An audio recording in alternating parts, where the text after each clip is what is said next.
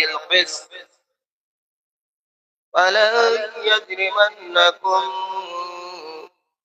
سنآن قوم على ألا تعدلوا اعدلوا هو أقرب للتقوى واتقوا الله إن الله خبير بما تعملون صدق الله العظيم حق بدرسه اللهم صل وسلم بارك على عبدك ورسول الكريم رحمة للعالمين شفيع المذنبين سيدنا مولانا ونبينا محمد وعلى آله وعلى بيته أولاده وذرياته وأزواجه وصحبه أولياء أمته أجمعين كما صليت وسلمت وباركت ورحمت على سيدنا إبراهيم وعلى آل سيدنا إبراهيم إنك حميد مجيد السلام عليكم ورحمة الله وبركاته আমার কোনো ইলম আমল কিছু নেই গুনাহগার খাতা করছি কামিল মুর্শিদ হুকুম পালনার্থে নিজের ইসলাহের আশায় মাগফিরাতের আশায় এবং এই কোরআনী মাজিদের ফুল বরকতের লাভের আশায় কিছু আল্লাহর তৌফিক এবং নবী করিম সাল্লাল্লাহু আলাইহি সাল্লাম আমার চার পাঁচ কামিল মুর্শিদের নজর কামে হয় দোয়া হয় কিছু বলার চেষ্টা করব বলার মধ্যে ভুল ত্রুটি বেয়াদবি আল্লাহর রাস্তায় মাফ করবেন ওয়া মা তৌফিক ইল্লা বিল্লাহ সূরা মাইদা 8 নম্বর আয়াত আল্লাহ রাব্বুল ইজ্জত কোরআনুল কারীমের মধ্যে ইরশাদ করেছেন ইয়া আইয়ুহাল্লাযীনা আমানু এই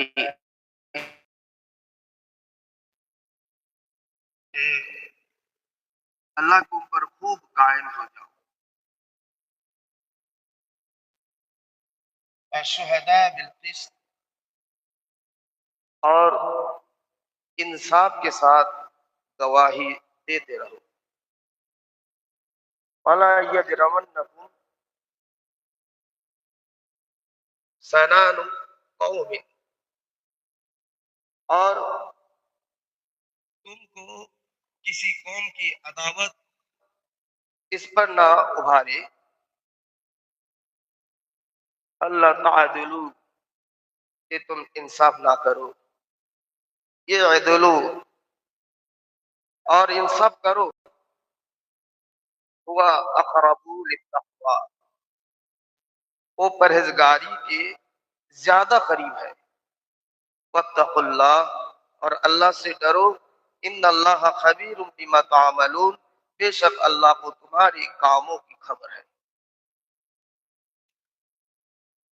আল্লাহ রাব্বুল ইজ্জত কোরআনুল কারীমের মধ্যে ইরশাদ করেছেন যে এই ঈমানদারগণ তোমরা যারা ঈমান এনেছো তোমরা কুনু কাওয়ামিনা লিল্লাহ তোমরা আল্লাহর হুকুমের উপরে খুব কঠিন ভাবে কায়েম থাকো এবং শুহাদা বিল কিসত আর তোমরা সাক্ষী দেবে ইনসাফের সাথে সাক্ষী দেবে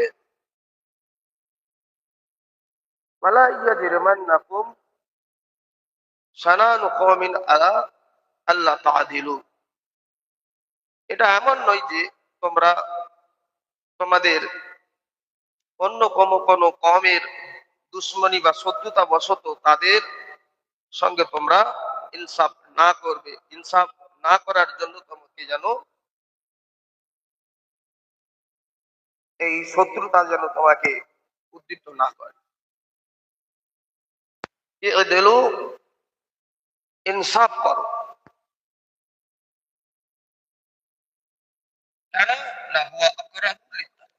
এই ইনসাফ করাটা তাকওয়ার খুবই নিকটে আছে অর্থাৎ ইনসাফ করো এবং তাকওয়ার নিকটবর্তী হয়ে যাও। ওয়াত্তাকুল্লাহ, এবং আল্লাহকেই ভয় করো। ইন্নাল্লাহা খাবীরুম বিমা তা'মালুন, তোমরা যাই করো না কেন আল্লাহর কাছে সমস্ত কিছু খবর আছে। এই আয়াতে কারিমার মধ্যে আল্লাহ রাব্বুল ইজ্জত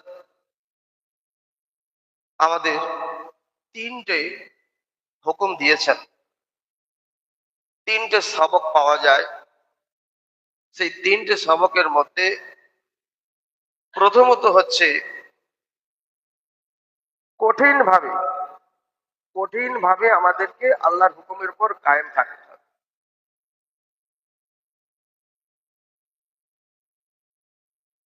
এবং যে কোনো অবস্থাতেই, অর্থাৎ हर हाल में सच्ची सिर्फ अल्लाह की रजा के लिए अदम अदल करना, অর্থাৎ যে কোন অবস্থাতে আল্লাহর হুকুমের উপর কায়েম থাকতে হবে। আর দ্বিতীয় হচ্ছে গিয়ে কেবলমাত্র আল্লাহর খুশির জন্য, আল্লাহর রেজামন্দির জন্য যে কোন অবস্থাতে हर हाल में सच्ची गवाही, যে কোন অবস্থাতে সত্য গওয়াহি, সত্য সাক্ষী দিতে হবে। তারপরে বলছেন এমন ইনসাফ করো, সেই ইনসাফ চাহনে वाला যদি তোমার শত্রু হয়, যে दुश्मन के साथ भी इंसाफ करते रहो। অর্থাৎ এমন কম আছে যে কম দ্বীন ইসলামের বিরুদ্ধাচরণ করে, সেই কম দ্বীন ইসলামের বিরুদ্ধাচরণ করে বলে এই নয় যে তার সঙ্গে ইনসাফ যেন ভুল ইনসাফ না হয়ে যায়, তার সঙ্গেও ইনসাফ করার জন্য আল্লাহ রাব্বুল ইজ্জত ইরশাদ করেছেন যে কোন অবস্থাতে সেই সমস্ত কম ভিন্ন কম হওয়ার দরুন আমাদেরকে যেন এটা প্রভাবিত না করে যে আমরা যেন তার বিরুদ্ধে কোনো ইনসাফ না করে দিই, ভুল ইনসাফ না করে দিই। অর্থাৎ दुश्मन के साथ भी इंसाफ करते रहो। তারপরে আল্লাহ রাব্বুল ইজ্জত যে হুকুম দিলেন যে আদল ही तकवा के करीब तरीन रास्ते हैं। আদল করা, ইনসাফ করা, মীমাংসা করা, বিচার করা, এই সমস্ত সত্য বিচার করা, হক বিচার করা, এই সমস্ত কিছুই তাকওয়ার সব থেকে নিকটে আছে। কোন ব্যক্তি যদি হক ইনসাফ করে তাহলে বুঝতে হবে ওই ব্যক্তি মুত্তাকি আছে, ওই ব্যক্তি মুত্তাকি পরহেজগার আছে, যদি ওই ব্যক্তি হক ইনসাফ করে। আর যদি কোনো ব্যক্তি এমন ভাবে ইনসাফ করলেন যে তার মধ্যে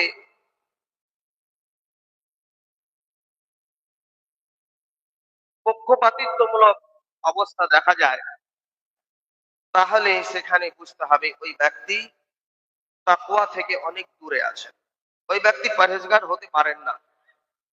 মুত্তাকি পরহেজগার হওয়া ওই ব্যক্তির বৈশিষ্ট্যের মধ্যে, গুণের মধ্যে নেই। সেই জন্য হক ইনসাফ জামানার মুজাদ্দিদ আল্লামা সুফি মুফতি আজান গাছি রহমাতুল্লাহ আলাইহি এবং ওনার যত খলিফাগণ আছেন এবং কিয়ামত পর্যন্ত আসতে থাকবেন, ওনাদের কাছে যখন কোনো বাদী বিবাদী ইনসাফের জন্য আসেন, তখন তিনি হক বিচার করে দেন, হক ইনসাফ করে দেন। কারণ ইনসাফ যদি পাওয়া যায় ওই ব্যক্তি ইনসাফ করতে পারবেন, ওই ব্যক্তি হক ইনসাফ করতে পারবেন যে ব্যক্তি মুত্তাকি এবং পরহেজগার। আর জামানার মুজাদ্দিদ আল্লামা সুফি মুফতি আজান গাছি রহমতুল্লাহ আলাইহি এবং তার সমস্ত খলিফাগণ হচ্ছে মুত্তাকি এবং পরহেজগার। সুতরাং আমাদের মধ্যে কোনো চুচেরা না রেখে কামেল মুর্শিদের কাছে যদি সারেন্ডার হয়ে যায় যে হুজুর আপনি যে ইনসাফ করে দেবেন সেটা আমরা মেনে নেব, কেননা দিলের মধ্যে এটাই আমাদের একনিষ্ঠভাবে আমরা বিশ্বাস করি যে আমার কামেল মুর্শিদ হক আছে এবং মুত্তাকি আছে, পরহেজগার আছে। সুতরাং তিনি যে ফয়সালা করে দেবেন সেটাই হক বিচার।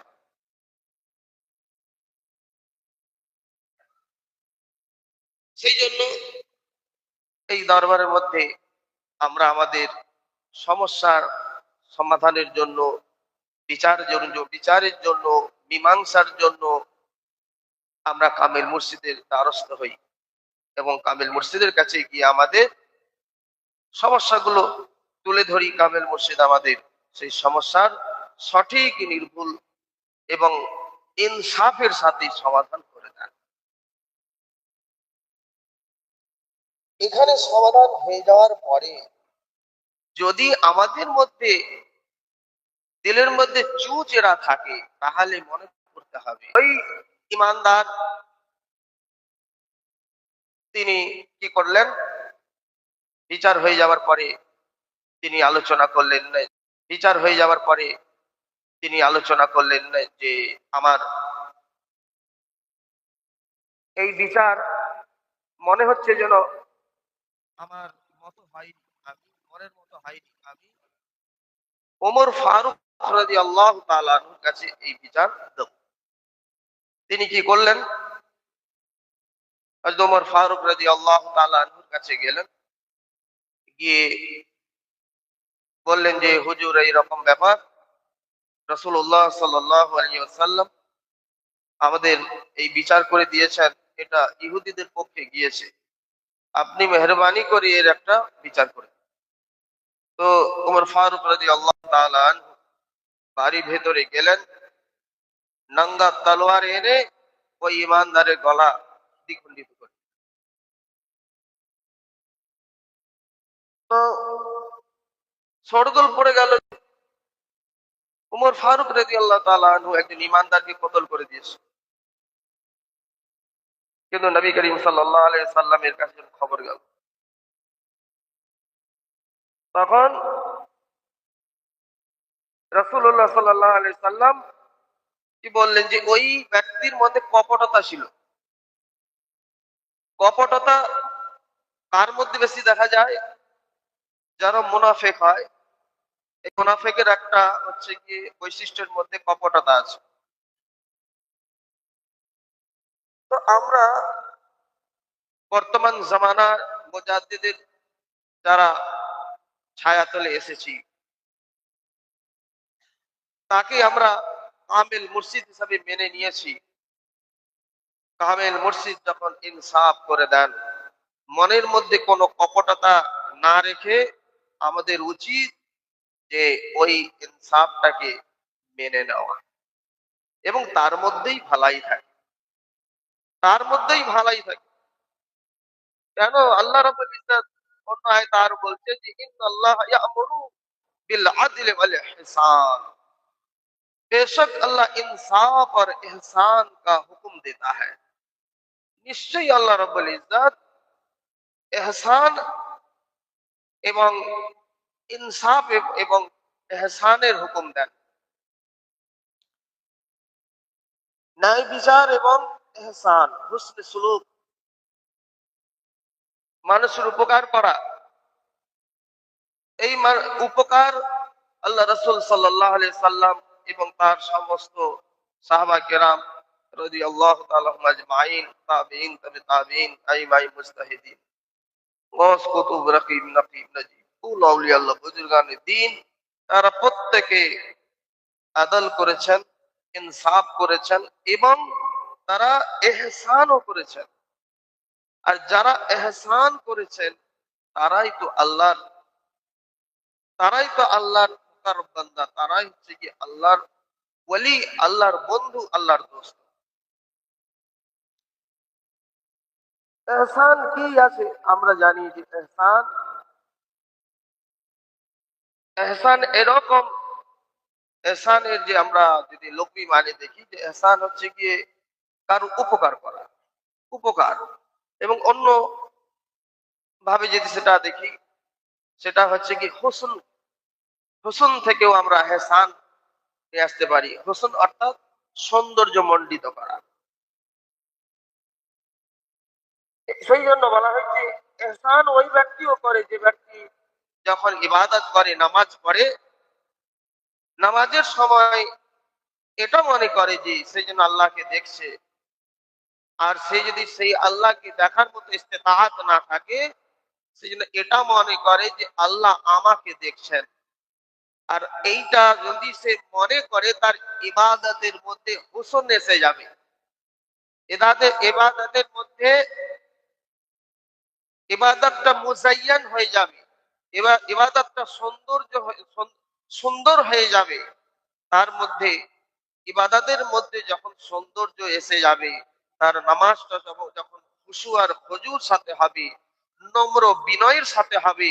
কারণ আমার খালিক মালিককে যখন আমরা সামনে দেখি, তারপরে যদি আমরা এটা মনে করি আমার খালিক মালিক আমার সামনে আছেন, আমি তার সামনে ইবাদত করছি, নামাজ পড়ছি, সিজদা রুকু করছি, সিজদা করছি, তাহলে আমার ইবাদতের মধ্যে হোসন এসে যাবে, আমার ইবাদতটা সুন্দর হয়ে যাবে। আর সেটা হচ্ছে এহসান। আর এহসান হচ্ছে উপকার করা, মানুষের উপকার করা। এবং এখানে কি এহসান করলাম? আমি নিজের উপরে এহসান করলাম, নিজের উপকার করলাম। আমি যদি এভাবে ইবাদত করি, এভাবে নামাজ পড়ি, তাহলে আমি নিজের উপরে এহসান করলাম, নিজের উপকার করলাম, নিজের যে ইবাদতটাকে আরো সৌন্দর্যের সাথে সেটাকে আমরা সম্পূর্ণ করলাম। সেই জন্য আল্লাহ রাব্বুল ইজ্জত কি করলেন? বলেন এহসান, আহ, আহ, ইন্নাল্লাহা ইয়া'মুরু বিল আদলি ওয়াল ইহসান। আল্লাহ রাব্বুল ইজ্জত হুকুম দিচ্ছেন যে আদল করুন। আদল এই জন্য করবেন যে আদলকারীকে আল্লাহ ভালোবাসেন। আর যারা আদল করে, যারা ইনসাফ করে, তারাই তো মুত্তাকি পরেজগারের অতি নিকটে থাকে। আর এহসান করলে নিজেরও এহসান করুন, অন্যেরও এহসান করুন। আর আমার জামানার মধ্যে কামেল মুর্শিদ সুফি মুফতি আজান গাছি রহমাতুল্লাহ আলাইহ এমন এহসান করেছেন, এমন এহসান যে সারা সৃষ্টি জগতের উপরে এহসান করেছেন। এমন একটি দোয়া আমাদের শিখিয়ে দিয়েছেন যে ইলাহি রহমত জ্যাদা কর কিয়ামত তক तमाम আলম। এহসান করনে वाला যারা আছেন, তাদের মাকাম কি আছে? যারা ইনসাফ করনে वाला, যারা সত্য ন্যায় বিচার করেন, তাদের উপর তাদের কি মাকাম আছে? রাসূল আকরাম সাল্লাল্লাহু আলাইহি ওয়াসাল্লাম ইরশাদ করেছেন আব্দুল্লাহ বিন উমর রাদিয়াল্লাহু তাআলা আনহুমা قال قال رسول الله صلى الله عليه وسلم ইন্নাল মুহসিতিন ইনদাল্লাহি আলা মানাবির মিন নূর। আল্লাহ রাব্বুল ইজ্জত রোজ হাসরের ময়দানে সকল ব্যক্তি যারা ন্যায় বিচার করেন, তাদেরকে নূরের মেম্বারের উপর প্রতিষ্ঠিত করে দেবেন। বলেন সুবহানাল্লাহ। কত বড়, আহ, কত বড় মর্যাদা যে আল্লাহ রাব্বুল ইজ্জত রোজ মাহশরের দিনে ওই ইহসান ওয়ালাদেরকে নূরের মেম্বারের উপর প্রতিষ্ঠিত করে দেবেন। এবং আন ইয়ামিনি রহমান, যার ডান দিকে থাকবে আল্লাহ, আল্লাহ রাব্বুল ইজ্জত। সেই জন্য বেশক इंसाफ करने वाला अल्लाह के नजदीक नूर के मेंबरों पर होंगे, जो रहमान के दाएं जानिब होंगे। অর্থাৎ আল্লাহ রাব্বুল ইজ্জতের ডান দিকে সেই ব্যক্তি থাকবেন এবং নূরের মেম্বারের উপর, নূরের সিংহাসনের উপর থাকবেন। এত বড় ইজ্জত আল্লাহ রাব্বুল ইজ্জত তাদের দেবেন, কেননা তারা ইনসাফ করেছেন। क्योंकि ये लोग इंसाफ करने वाले। এছাড়াও যারা ইনসাফ করলো না তারা এর উল্টোটা করলো, এর বিপরীত করলো, এর তাজাদ করলো। এর বিপরীত কি না, এহসান ইনসাফের উল্টোটা হচ্ছে কি জুলুম করা। আমি যদি ন্যায় বিচার না করি তাহলে আমি ঠিক এর উল্টোটা করলাম, অর্থাৎ আমি কি করলাম, আমি জুলুম করলাম।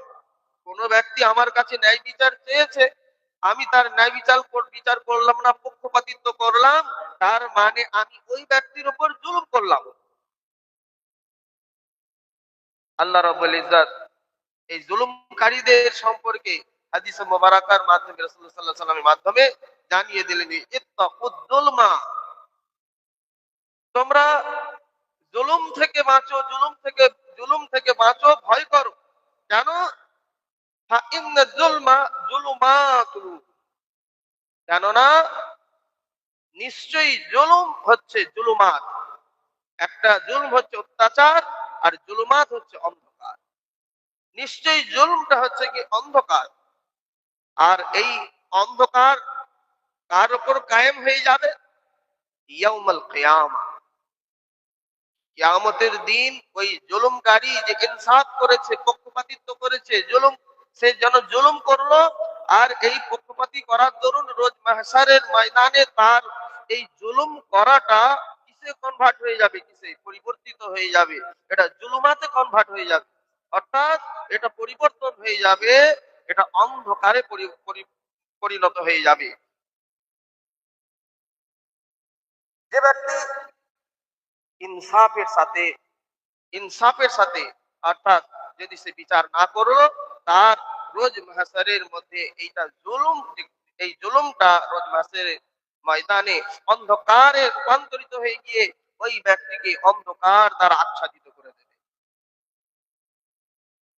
তাহলে দুটো এর মধ্যে বৈপরীত্য আমরা দেখতে পাচ্ছি। কি তাজাদ আছে না, বৈপরীত্য এটাই যে ইনসাফ করলো, সে নূরের মেম্বারে থাকলো, আল্লাহ রাব্বুল ইজ্জতের ডান দিকে থাকলো।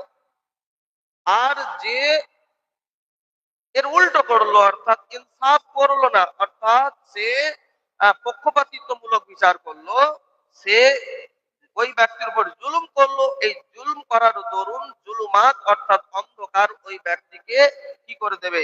ওই ব্যক্তিকে বেষ্টন করে দেবে, অন্ধকার দ্বারা সে বেষ্টিত হয়ে থাকবে, সেই নূরের ছিটে ফোঁটাও পাবে না। সেই জন্য বলছেন যে जुल्म से बचो क्योंकि जुल्म क़यामत के दिन अंधेरों का सबब होगा। जुल्म से बचो, जुल्म से बचते रहो। আর জুলুম থেকে বাঁচতে গেলে আমাদের কি করতে হবে? জুলুম অনেক প্রকারের আছে, ইনসাফ অর্থাৎ ইনসাফ ব্যতি রেখে যদি আমরা কোন বিচার করি, অর্থাৎ যে বিচারটা করলাম সেটা যদি ন্যায় বিচার না হয়, সেটা এক প্রকারের জুলুম, আর এই জুলুম থেকে বাঁচতে হবে।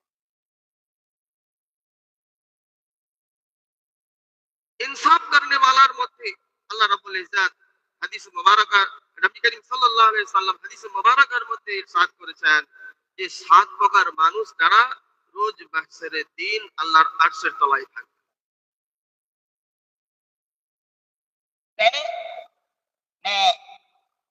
রোজ মাহশারের দিন যেটা হচ্ছে 50,000 বছরের সমতুল্য, সেই দিনে যখন কিয়ামত সংগঠিত হবে, যখন ইসরাফিল আলাইহিস সালাম তিনি সিংহায় ফুঁক দেবেন, সমস্ত জান সব বেজান হয়ে যাবে। পাহাড় পর্বত নদী নালা সূর্য চন্দ্র, সূর্য কি হয়ে যাবে?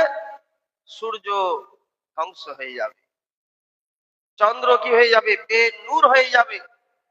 আল্লাহ রাব্বুল ইজ্জত কত সুন্দর করে বলেছেন, সূর্য যদি ধ্বংস হয়ে যায় তাহলে চাঁদ বেনূর হয়ে যাবে। আমরা জানি যারা বিজ্ঞানের ছাত্র, যে সূর্যের আলো দ্বারা চাঁদ আলোকিত হয় এবং সেটা প্রতিফলিত হয়ে আমরা চন্দ্রকে আলোকিত মনে সেই চন্দ্র থেকে আলোটা পাই। যখন সূর্য ধ্বংস হয়ে যাবে, যখন সূর্যকে আল্লাহ কি করে দেবেন? লপেট দেবেন, সেটা ধ্বংস করে দেবেন। আর সূর্য ধ্বংস হয়ে যাওয়ার পরে চাঁদ বেনূর হয়ে যাবে, চাঁদের কোনো আলো থাকবে না, সব ধ্বংস হয়ে যাবে। চন্দ্র সূর্য গ্রহ তারা সমস্ত কিছু ধ্বংস করে দেবেন। যেমন ভাবে মুফাসসিরগণ বলছেন, যেমন ভাবে একটা চাটাইকে কুটিয়ে নেওয়া হয়, একটা চাটাই মেলা আছে, আর সেই চাটাইটাকে ধীরে ধীরে কুটিয়ে নেওয়া হয়, আল্লাহ রাব্বুল ইজ্জত তার সমস্ত সৃষ্টিকে সেইভাবে কুটিয়ে নেবেন, ধ্বংস করে দেবেন। আর নতুন করে আবার সেই জমিন তৈরি করবেন।